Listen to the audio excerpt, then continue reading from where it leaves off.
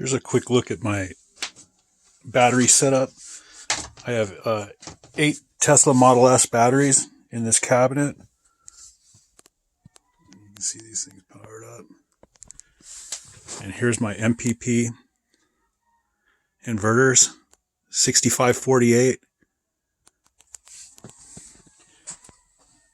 Have a DC switch, transfer switch, still needs to be covered. That shit's hot right there. Another distribution panel. My main's on the other side of the wall. And I just got to program it. It just needs programming. So, and I got to get solar into it. I have 4 other 6,000 watt solar inverters in another room. So I got to get solar over to this thing. But that's just a quick look at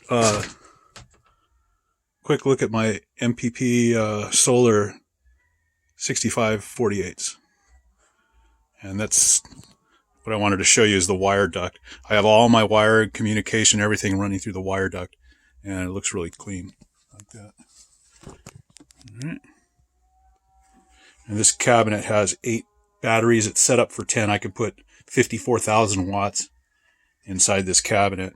And there's shelves inside there with bus bars, and so that's it.